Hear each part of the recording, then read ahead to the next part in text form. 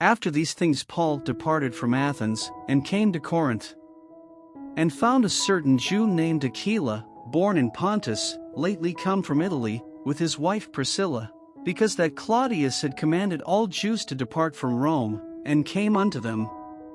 And because he was of the same craft, he abode with them, and wrought, for by their occupation they were tent makers.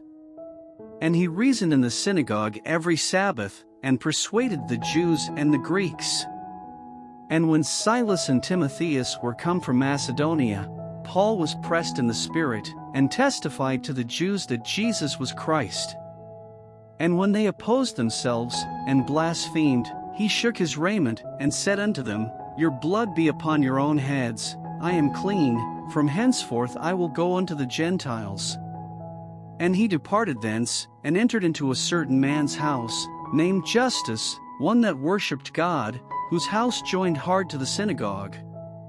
And Crispus, the chief ruler of the synagogue, believed on the Lord with all his house, and many of the Corinthians hearing believed, and were baptized.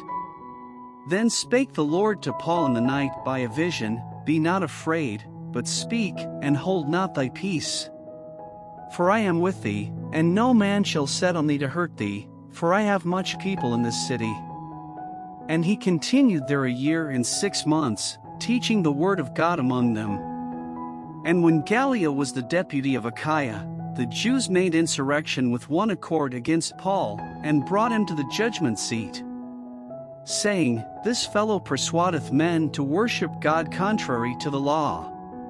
And when Paul was now about to open his mouth, Gallio said unto the Jews, If it were a matter of wrong or wicked lewdness, O ye Jews, reason would that I should bear with you. But if it be a question of words and names, and of your law, look ye to it, for I will be no judge of such matters. And he drave them from the judgment seat.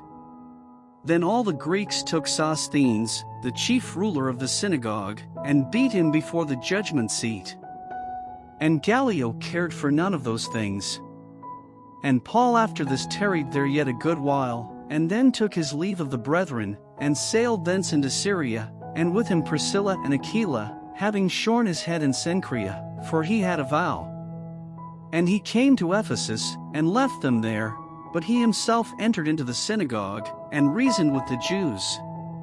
When they desired him to tarry longer time with them, he consented not, but bade them farewell, saying, I must by all means keep this feast that cometh in Jerusalem, but I will return again unto you, if God will.